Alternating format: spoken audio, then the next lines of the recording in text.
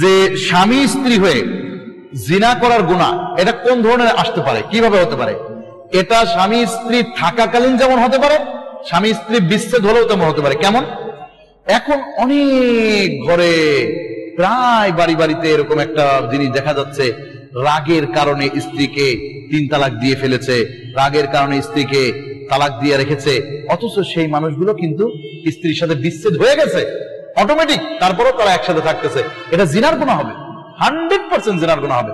আবার রমজান মাসে রোজা রেখে দিনের বেলা একসাথে থাকা, এটাও ওই গুনাহ হবে।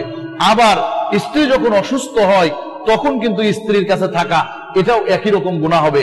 এরকম ভাবে দেখা যাচ্ছে নবী করিম সাল্লাল্লাহু আলাইহি ওয়াসাল্লামের সুন্নাত বহির্ভূত যে নিষেধগুলি রয়েছে, রাসূল সাল্লাল্লাহু আলাইহি ওয়াসাল্লাম যে নিষেধগুলো করেছেন, সেই নিষেধগুলির পন্থাগুলি যদি আমরা অবলম্বন করি তাহলে অবশ্যই অবশ্যই আমাদেরকে ওই ধরনের গুনাহ হবে। রমজান মাসে রোজা রাখেন আর না রাখেন, এর দিনের বেলায় আল্লাহ তাআলার পক্ষ থেকে এই স্ত্রীর সাথে সময় দেওয়াটাকে নিষেধ করা হয়েছে। রোজা অবস্থায় তো নিষেধ করাই হয়েছে, রোজা না রাখেও যদি কেউ না রাখে, যে স্বামী আছে রোজা নাই কিন্তু স্ত্রী আছে কিন্তু তার একসাথে হয়েছে, এটা নিষেধ, দুইজনেও নিষেধ। রাতের বেলায় কে আল্লাহ তাআলা বলেছেন ইয়া আইয়ুহাল্লাযীনা আমানু লাইলাতুস সিয়ামি রাফাসুন, আল্লাহ তাআলা বলেছেন যে হে ঈমানদাররা, তোমাদের জন্য রাতের বেলায় তোমাদের স্ত্রীকে হালাল করে রাখা হয়েছে কিন্তু দিনের বেলায় নয়। অতএব অনেকেই কিন্তু স্ত্রীকে তালাক দিয়েও জিনা করতেছেন, মনে করতেছেন আমার স্ত্রীর তালাক হয়নি, রাগের মাথায় তালাক দিয়েছেন, পরে যা রাগ যখন বুঝে আসছে তখন মনে হচ্ছে না না আমি কেমন করে ছাড়ি, এটা আমার ভুল হয়ে গেছে। এই ভুলকে বুঝতে যে একসাথেই থাকতেছেন, ইসলামী শরিয়া সমাধান নিচ্ছেন না, আলেমদের কাছে মানে জানতেছেন না, অথচ তাদের সারা জীবন জিনার কাতারে তারা করতেছেন, গুনাহ হচ্ছে গুনাহ হচ্ছে গুনাহ হচ্ছে। অতএব আসুন আমরা সকলেই রাগকে কন্ট্রোল করি, রাগকে আমরা রাগের সময় নিজেকে সাবধানতা অবলম্বন করি, মুখকে কন্ট্রোল করি, নিজেকে কন্ট্রোল করি, আত্মহত্যা থেকে হেফাজত থাকার চেষ্টা করি, নিজেকে খারাপ বাক্য উচ্চারণ করা থেকে আমরা হেফাজত থাকার চেষ্টা করি। ইনশাআল্লাহ আশা করি উত্তরটা পেয়েছি। হ্যাঁ, স্ত্রীকে যদি কেউ 1 তালাক দেয় তাহলে এর মাসালা রয়েছে, স্ত্রীকে যদি কেউ 2 তালাক দেয় এরও মাসালা রয়েছে, স্ত্রীকে যদি কেউ 3 তালাক দেয়। মূলত আগে আমাদেরকে তালাক সম্পর্কে জানতে হবে। আল্লাহ তাআলার রাসূল বলেছেন আবগাযুল হালাল ফিত তালাক, ইসলামের সর্বনিকৃষ্ট হালাল হলো তালাক দেওয়া। যত নিকৃষ্ট কাজ আছে সেটা হলো ইসলামের সবচেয়ে নিকৃষ্ট জায়েজ হলো তালাক, এটা হলো সবচেয়ে নিকৃষ্ট। এই জন্য তালাকের কাছে আল্লাহ রাসূল যেতে নিষেধ করেছেন। তালাক দেওয়া মানে হলো বাতিল করা। কেমন বাতিল করা? তাকে কোনোদিন দেখবো না, একজন পর নারী আমার কাছে যেমন আমার নিজের আপন স্ত্রীটা তালাক দিলে তেমন হয়ে যায়, আল্লাহ মাফ করুক। হিসাব করেন, যদি কেউ 1 তালাক দেয় তাহলে সে তালাক দিল, তাকে তালাক সতর্কতা দিল।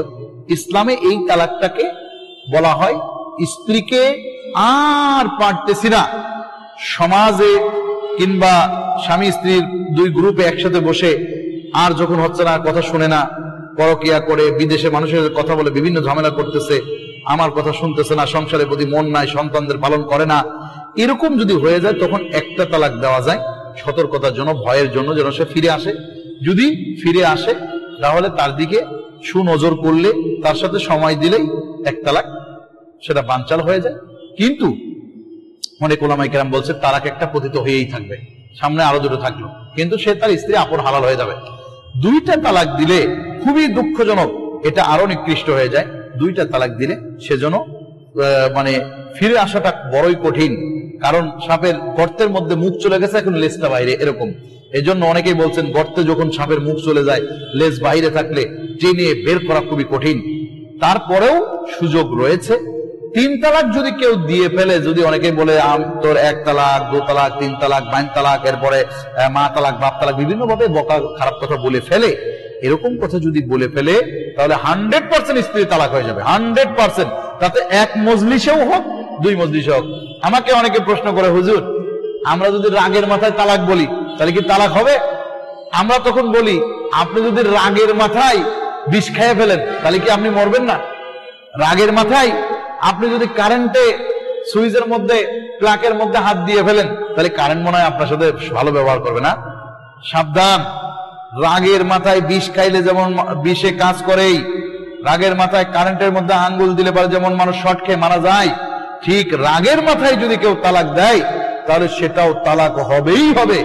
অনেকেই ফতোয়া দিয়েছে একসাথে 3 তালাক হয় না। এটা কোন ফতোয়া?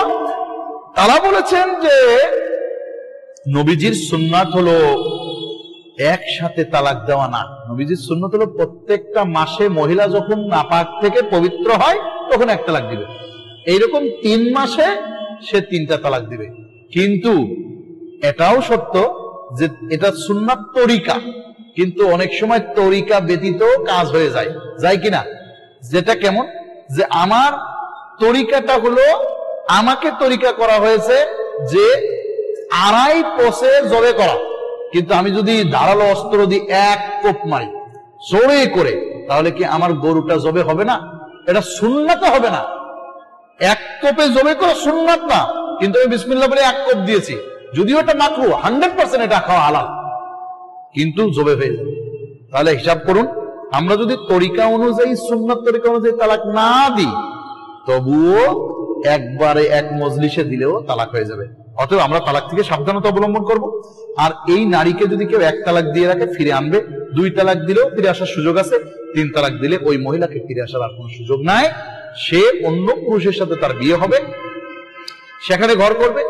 যদি সে কোনোদিন তালাক দিয়ে দেয়, তবে 3য়-বার আবার তার কাছে বিয়ে হওয়ার সুযোগ রয়েছে। এই জন্য আপন স্ত্রীকে পারলে বাড়িতে পাঠিয়ে দেন, বাপের বাড়ি পাঠিয়ে দেন। হ্যাঁ, আপন স্ত্রীকে পারলে বেড আলাদা করে দেন, রুম আলাদা করে দেন। হ্যাঁ, তবুও তালাক শব্দ উচ্চারণ করবেন না।